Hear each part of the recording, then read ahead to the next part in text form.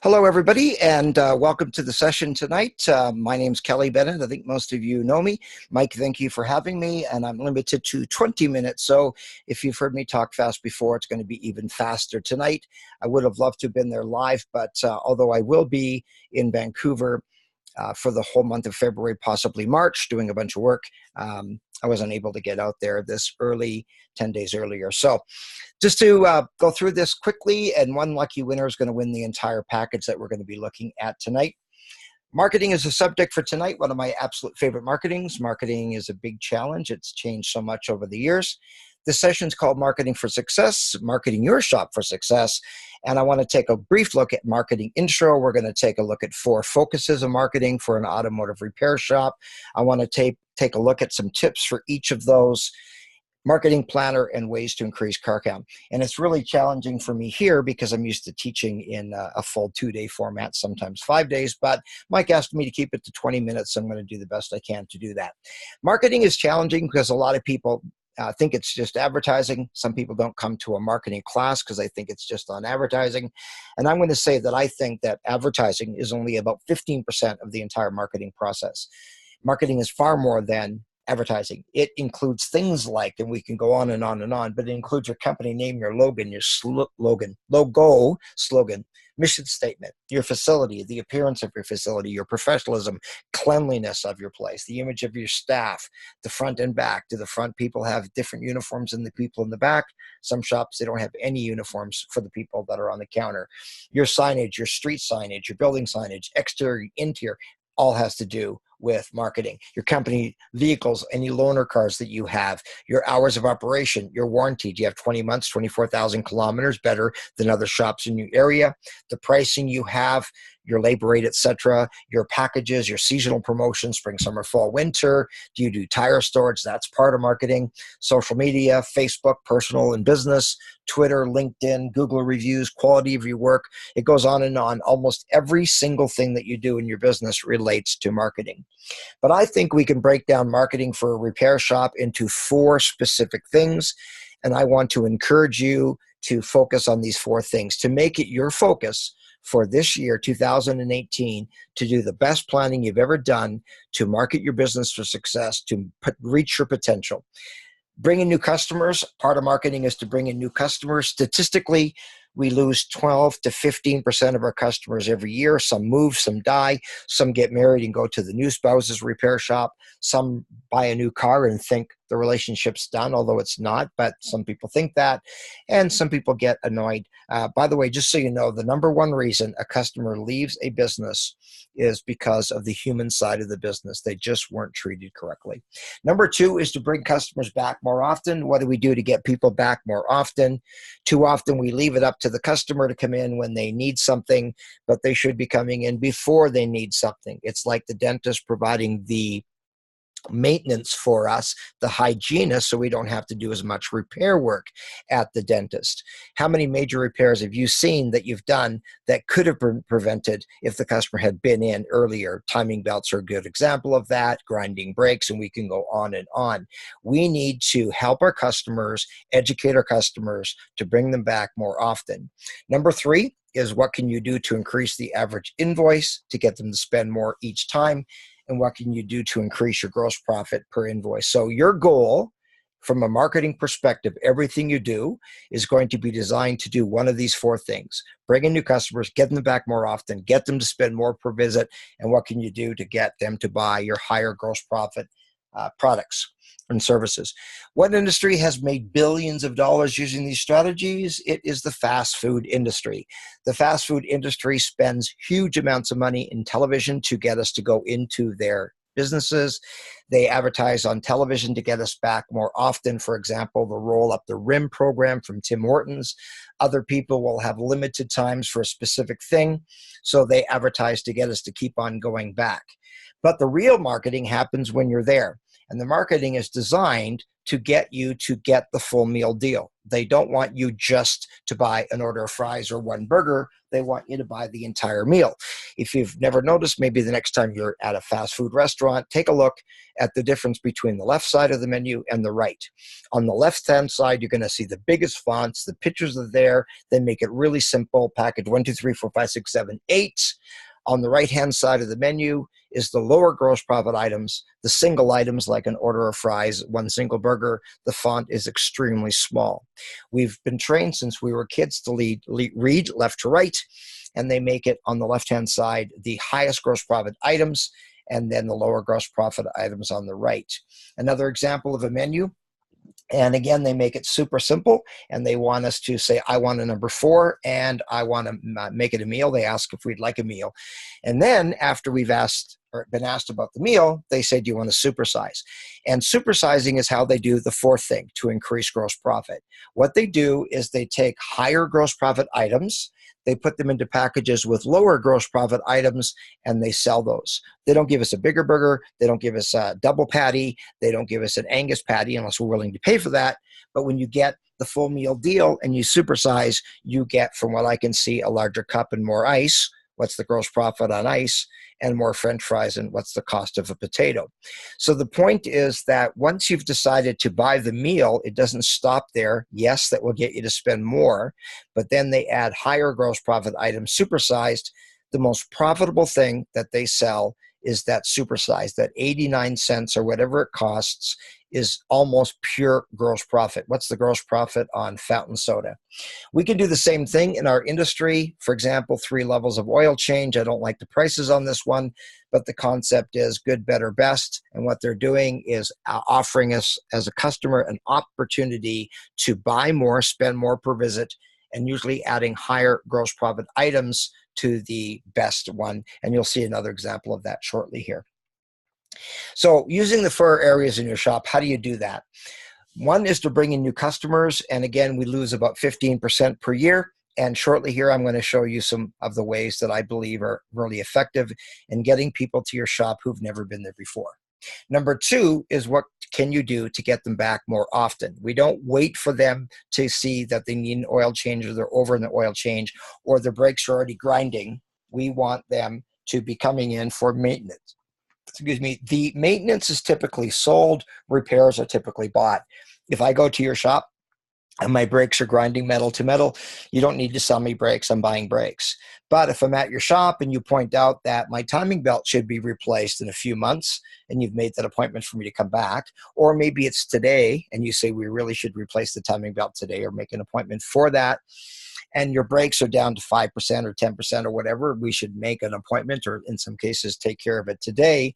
So we need to educate our customers. Repairs are bought, they need it. Maintenance is something that they don't need right now today, but if we sell them the maintenance, we're going to help prevent future expensive repairs for that customer. The third thing that you need to do in your shop is to increase your average invoice to get them to spend more money per visit. Most shops, in my experience, don't have a car count problem. They have a problem making every car count.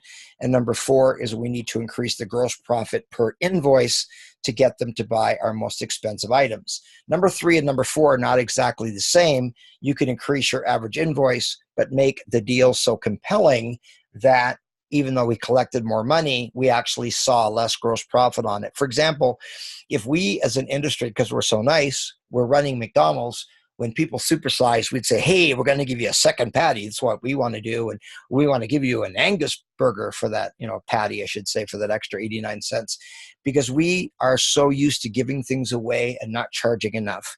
The idea is to learn to do those 4 things. Get customers in who've never been there before, get them back more often. But when they are there, the marketing doesn't stop. It's designed to be able to get them to come back and spend more per visit, and it's good for them. I'd rather get all the work done in 3 visits a year rather than 4 or 5 visits per year.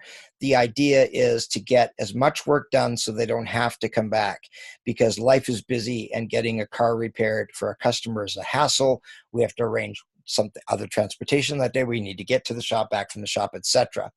One of the things I just want to briefly take a look at is the taxi driver certificate. And the idea here is when somebody comes to your shop, they didn't ask you for a loaner car or a ride to work or a shuttle. They asked their aunt, uncle, brother, coworker, whatever, to drive them. And so you see the car pull up, another car pulls up behind, your customer comes in, they give you the keys, sign the deal, and they go back and get in that other car. At the end of the day, that car comes back and they drop off your customer. So who is that person? A coworker, aunt, uncle, somebody. I suggest that you provide a certificate to that person. Now, this person chooses $10. My preference is $25, but you can actually give it to the customer and say, hey, I noticed somebody dropped you off today. Or you can take it one step further, and when your customer walks back out to that vehicle, you could walk around to the driver's side and say, hi, thank you very much for bringing Mike Kelly here today. Mike's a great customer. He's got this 30-year-old car that we work on. It's a Mercedes. He keeps it in mint condition. And I noticed that you drive a Toyota, and we have a technician that specializes in Toyotas. Now, you don't lie to them, but you can make it clear that you've got the flash equipment for that vehicle or whatever it might be. And you give them a $25 certificate that they can use when they come back. And maybe next time your customer will be the taxi driver for that customer, and you'll be giving your customer $25 to get a new customer in for $25 is certainly worth it. How do you use these in your shop? Well, I'm going to show you just briefly. That's just one idea to get new customers in. What we need to do is get them back more often. And because my time is limited, I decided what I would do is send you some information after the class. I'll send it tonight. I already have the email addresses for everybody that was going to be there tonight. And Mike, if you have anybody who came in addition to that, please let me know, get their email address, and I'll send them off this information. We need to educate our customers about engine hours, not just mileage. In Vancouver, where you are, 80 hours a year on average is spent idling. We're not talking 80 hours of commuting, because when you're commuting, it's not just totally idling, or you wouldn't be moving anywhere. But we're talking definition when your car, as a consumer, a commuter, I should say, your car is going less than 3 kilometers per hour or staying still.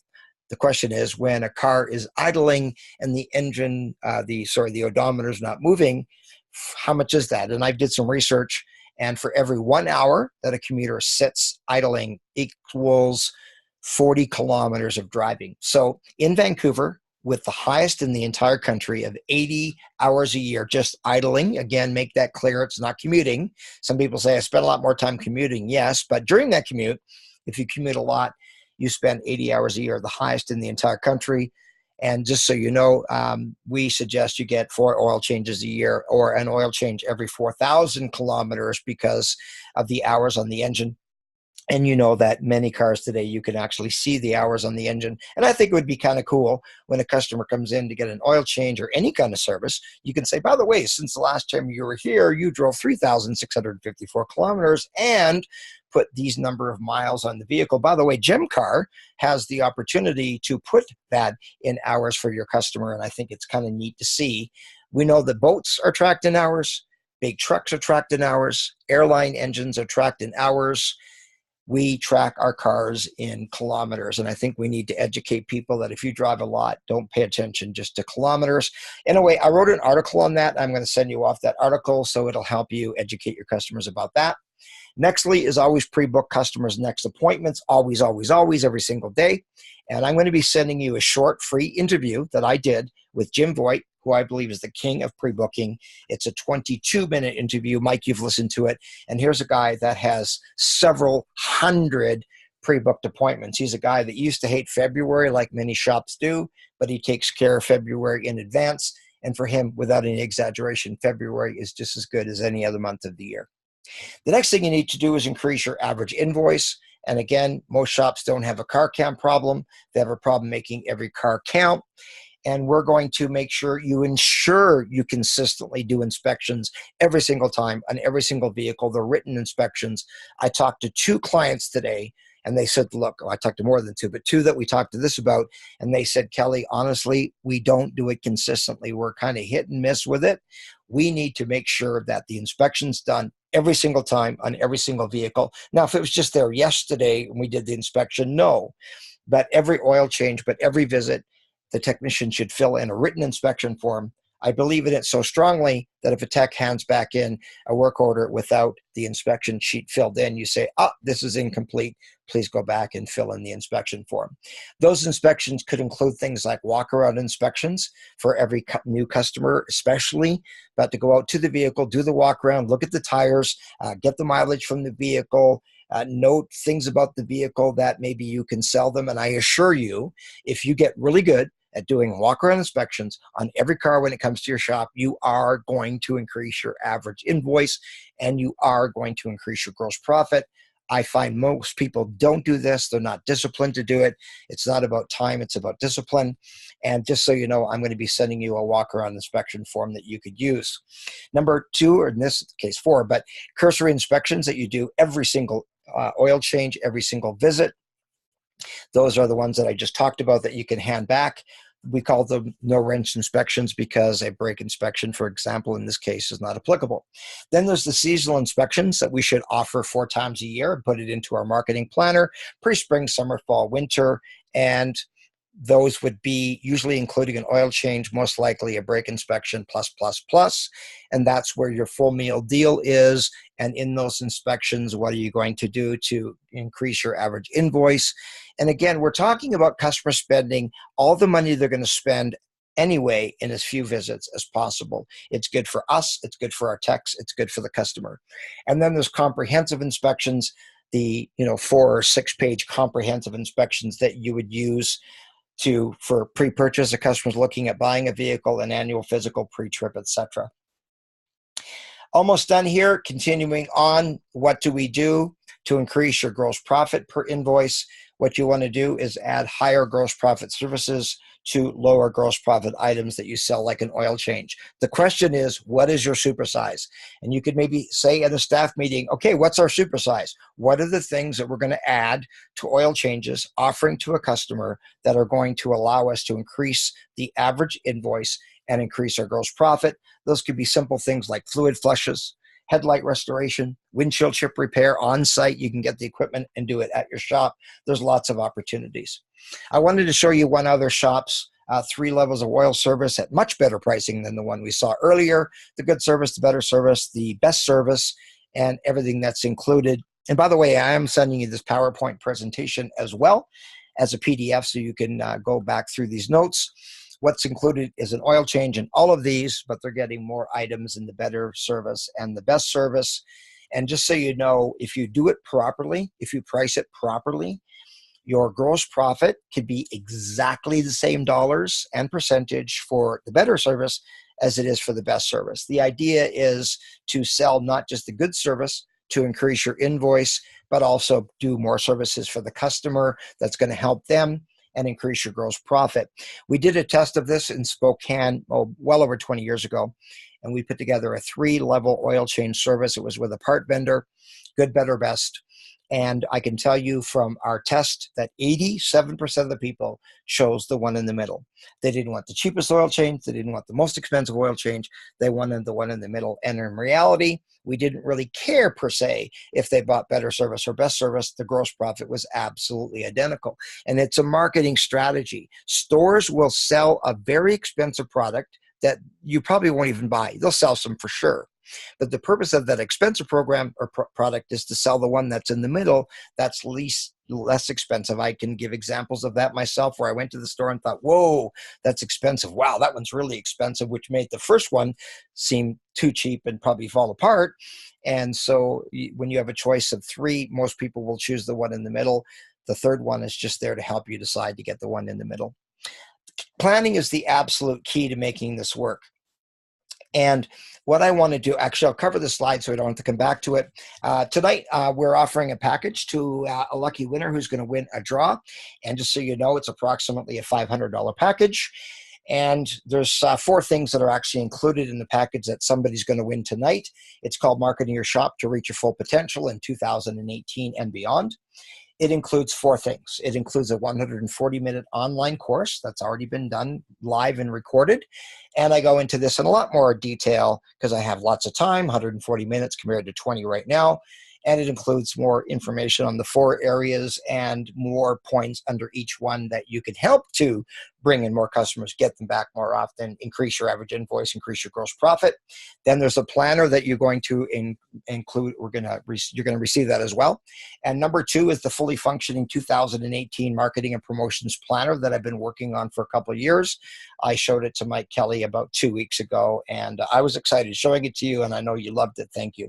Number 3 is the full access to the 65 ways to increase car count videos. Sorry, I'm talking so fast. I want to keep this short. And 4th, I've decided to add an online coaching session to provide help with that.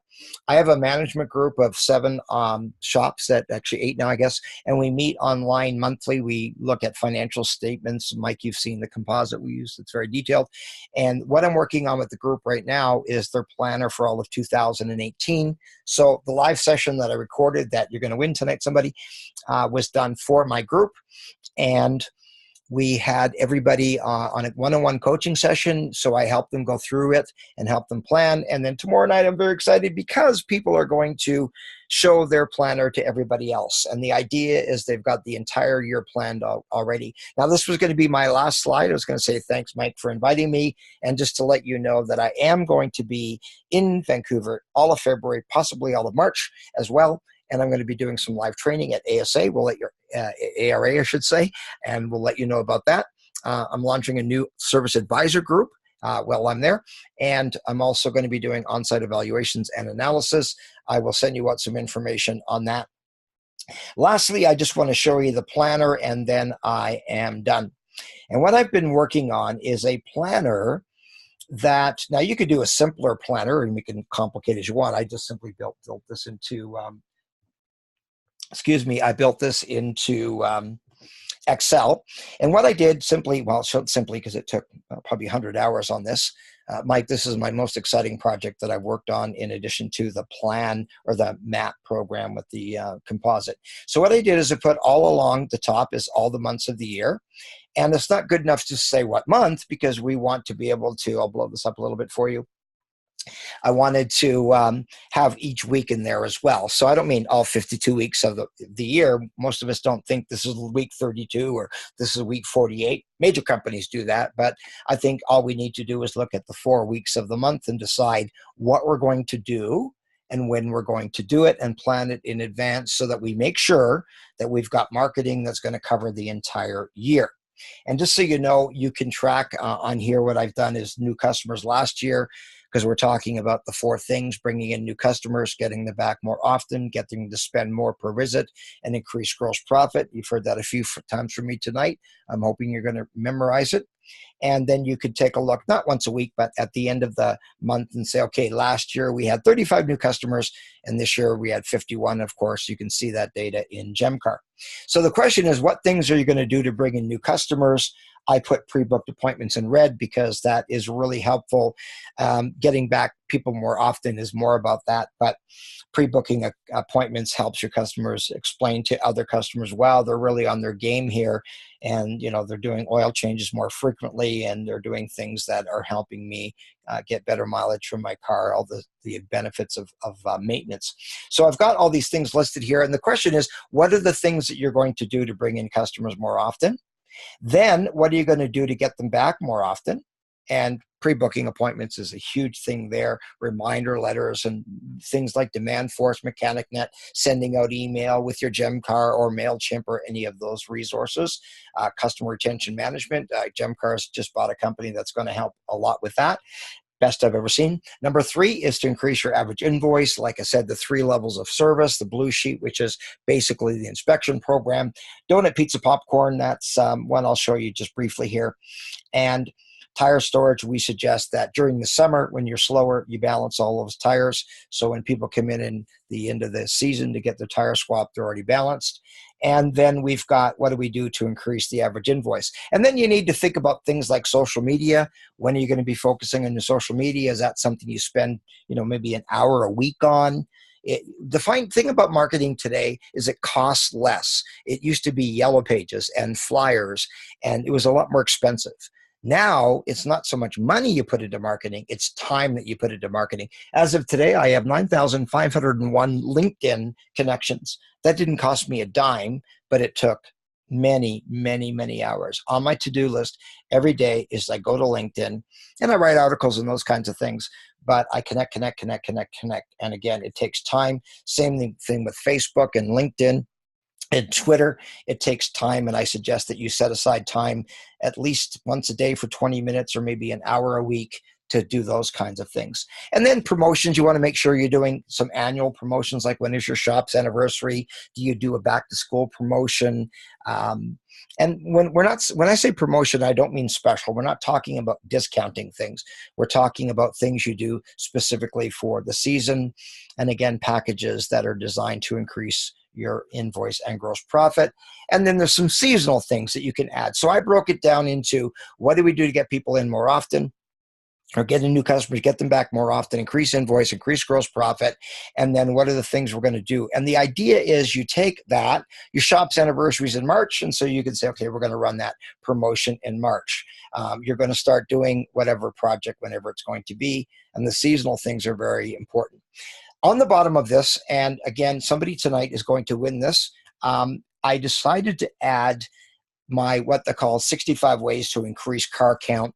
I spent 3 days in a studio with Canadian technician a couple of years ago and stood in front of a camera for 3 days. That's a lot tougher than talking to people. And we shot this video called 65 Ways to Increase Car Count. Some of you may have already purchased that. You've already been looking at that.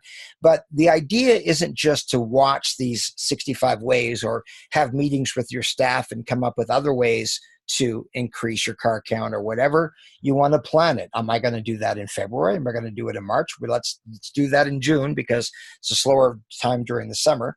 So for the purpose of this, every one of these links that you see here brings you right online as long as you're connected to the internet online. And so all you need to do is go in, and I mentioned just briefly the donut pizza popcorn program. And just to let you know, this new software that I'm using, even though I'm starting the video, I actually have to go in and reshare this screen. And of course, I'm not going to show you all 65 of these, but so what you do is you go online, and you're not going to hear the audio. There is audio that goes along with this, but the donut pizza popcorn program. And again, this was something that we suggest that you do. I do want to say that the camera adds 20 pounds. But anyway, the concept here is you're watching a 2 to 3 minute video, and it's basically saying we believe that you should choose 1, maybe 2 businesses a week, and you go out to that business to get employees to be customers. We're not talking about fleet customers. You want to do that too. We suggest twice a year you market fleets and get more fleets into your shop. But let's say that hotel you're looking at, how many employees work there? I don't know, maybe 50. How many own cars? I don't know, maybe only 25. But the idea is, how do we get employees that are working in businesses close to us? I think it's easier to get a car repaired closer to where you work than where you live, because that allows people to be able to go to your shop, drop off the vehicle, maybe you shuttle them to work, and at the end of the day, they come back and pick it up. It's also really nice for selling additional services because you do the inspection, then you call them and you say, hey, by the way, we noticed this, this, and this. Would you like to have that done today? Now, you can't always do it today. But the idea is that you go into that business in the morning, let's say, and you bring in a box of donuts. And you say, we're neighbors around the corner here, Mike Kelly's Auto Repair. And we're neighbors, and we wanted to provide you with a coffee break item today. Here's a couple of boxes of donuts that you can put into your lunchroom, break room, staff room, whatever you want to call it. And so employees are in there. I don't know many people who don't like donuts, pizza, or popcorn.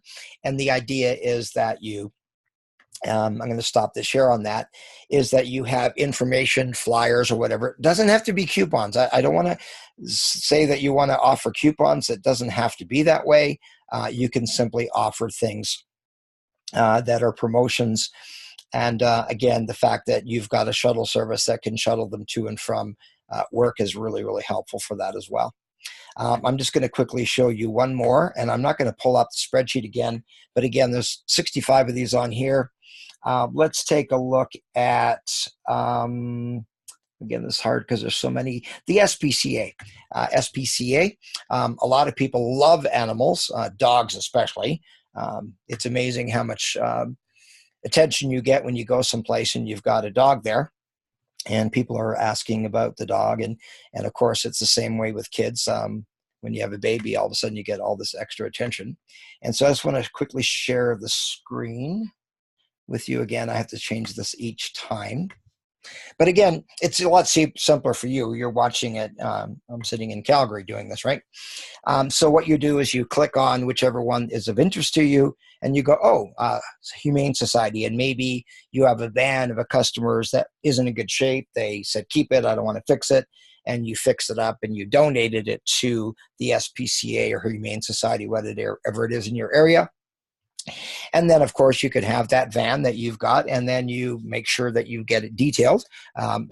Get some information put on it specifically for the SPCA and pay for it. And the idea is now when people see the SPCA vehicle driving around, they actually see your company name on it as well. And I'm going to pull that up a little bit. There you see it. And this van was donated by your shop, the opportunity to help the Humane Society do some good things for the community and also get some exposure for your business as well. So with that, I'm done. Again, Mike, thank you so much for having me. And I do want to encourage you to go back and take some time to plan. It's about planning. Planning is, I think, the absolute key to making your marketing work. The old expression I'm sure you've heard it, is that failing to plan is planning to fail. And the idea is that you plan. And so I'm going to let you go. Thank you very much. Somebody's going to win this. And again, the winner tonight, you're going to receive the webinar itself, 140 minutes of marketing and getting into more detail on the 4 focuses. I'm going to provide the entire planner to you, which also has all the links built right into it. And the concept, by the way, is if you decide, yes, you want to do the donut, pizza, popcorn, you copy and paste that line, donut, pizza, popcorn, scroll up and plug it into what month are you going to do it? Is it designed to bring in new customers? Is it designed to get them back more often, increase your average invoice, or increase your gross profit? And you're going to do that maybe twice a year. So you put it into your planner so you know that you're going to start doing that on whatever period of time. So with that, thank you very much, everybody. And thanks again, Mike. Thanks for inviting me. And I want you to go back, kick butt. And somebody's going to be a lucky winner. And I'll just say in advance, congratulations to whoever wins that. And if you are interested in this planner, something that you don't win, but you're still interested in, when I send you the emails with the items that I said I was going to send you, I'm going to send a few extras as well. I always like to give more than I'm saying I'm going to send. And you can just let me know, and I can let you know about that package. And again, you'll find out about the training that we're going to be doing at ARA. And also, if you're interested in an on-site evaluation, a couple of shops there, we're already going to be doing that for you next month. But you can let me know, and I can provide you with that information. Thank you very much. Go back and kick butt and reach your potential for 2018. Thanks.